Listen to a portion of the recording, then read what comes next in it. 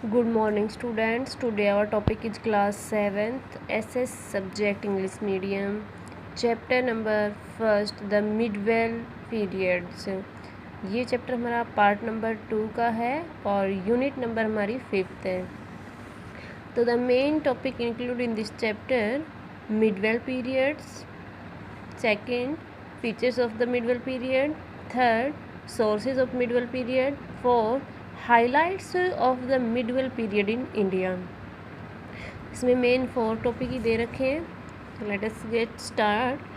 The vast subcontinent of India was now in the past as Bharatvarsha, the land of the Bharat border in the north by the Himalayas and by the Indian Ocean in the south. The name India comes from Indus, a river of India. Indus was derived from the old Persian word Hindu, the equivalent to the Sanskrit word Sindhu, which was the historical local name for the Indus River.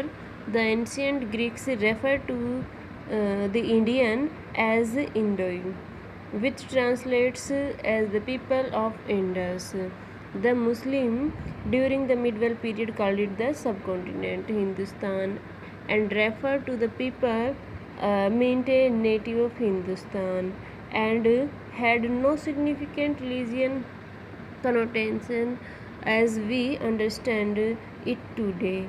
Through the study of ancient India, we study the event and proceeding that lead to the growth and development of our early culture and traditions.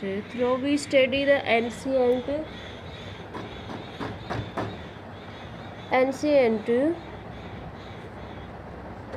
India, we study the events of the proceeding that lead to the growth and development of our early culture and traditions. तो इसमें देखो आपको बताया गया कि किस तरह से भारत का जो नाम है वो भारत पड़ा था. तो सबसे पहले इसमें बता रखा है कि जो इंडिया का नॉर्थ है, जो भारत का बॉर्डर दिखा रखा है, नॉर्थ बॉर्डर वो हिमालयाज़ को टच करते हुए है, वो हिमालय द्वारा बना हुआ है. और जो इंडियन ओशियन है वो इंडिया के साउथ पोर्शन को टच किए हुए है. The name India's come from the Indus. India का जो नाम आया था वो इंडस द्वारा ही लाए गए. ए रिवर ऑफ इंडिया, जो कि रिवर भारत की एक रिवर है. Indus was divided in the old person was Hindu. ये हिंदू जो था ये स्टार्टिंग में इसका इंडस के नाम से ही जानते. देखिए मैं संस्कृत वर्ड्स, ये जो वर्ड था हमारा सिंधु संस्कृत का एक शब्द था जो कि हिस्टोरिकल लोकल नेम था जिस के लिए इंडस रिवर उसको बोला जाता था. द एंशिएंट ग्रीक रेफर्ड, जो हमारा एंशिएंट ग्रीक के माध्यम से रेफ़र किया गया था इंडियन, जिसको इंडोई बोला गया था. अभी इसी को ही ट्रांसलेट किया गया था द पीपल ऑफ इंडस, लोगों के माध्यम से इंडस में. जो मुस्लिम और हिंदू थे बाबुरिया पे जो राइट्स किया गया था ऑटोबायोग्राफिकल वर्क, जिसमें Baburnama Hindu here literature maintain native of Hindustan रखा गया. Had no secular religion condition of the understand today, जिसके नाम से ही हम आज उसको ठीक ठाक जानते हैं. अब आता है हमारा यहाँ पे टॉपिक नंबर फर्स्ट, जो हमारा मिडवेल पीरियड दिखा रखा है, यानी कि मध्यम जो हमारा टाइम पीरियड था. The medieval period is the period in between the ancient and modern period. Medieval period ही हमारा वो पीरियड है जो कि एंशिएंट और मॉडर्न पीरियड के अंतर को ये बताता है. यानी कि एंशिएंट पीरियड हमारा जो पीछे छूटा हुआ टाइम है, बीता हुआ जो टाइम है पास्ट, एंड मॉडर्न जो हो गया हमारा फ्यूचर टाइम. मिडवेल जो हमारा इसके मध्य में चलता हुआ है, तो ये इन दोनों के डिफरेंस को शो करता है, या इनके बीच का time period. The 18th century से many changes in political, economic, social and cultural life of the people of India. 18वीं शताब्दी में ये सभी प्रत्येक बदलाव आए थे जो कि राजनीतिक, आर्थिक, सामाजिक और सांस्कृतिक जीवन में भारतीय लोगों के जीवन में बदलाव आए. There were also changes in the pattern of their thinking. उनके जो सोचने विचारने की शक्ति में भी हमें बदलाव आया था, एंड बिहेवियर, उनके बिहेवियर में भी. Thus we take the 18th century as the one blowing to the medieval period. जो वो 18th सेंचुरी में मिडवेल पीरियड था उसे ही वो सब एक पहले बिलोंग करते थे। Change did not take place suddenly at the particular period of time. यहाँ पे जो बदलाव नहीं हुए थे किसी जगह पर, वहाँ भी अचानक से इस समय के बदलाव के अनुसार उसमें प्रत्येक पर्टिकुलर पीरियड हमने उसमें बदलाव देखे। Some changes appeared earlier at some place, some quite later. Many changes took place after the downfall to the Mughal Empire, and the East Indian Company becomes the leading power of India in this midwell of the 18th century. This is taken as the end of midwell period in the India. Thus, the midwell period lasted for about 1000 years from 18th century to the 18th century, between the 700 and 1715 after death.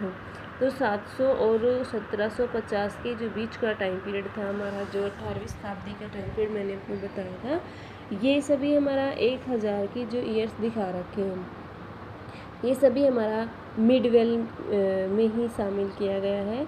अब next topic हमारा यहाँ पे start होता है कि जो features of the medieval period. Medieval period की यहाँ पे विशेषताएं आपको बतानी है। In order to make the study, convent historian have divided the period into two phases. इसको two phases में divide किया गया है।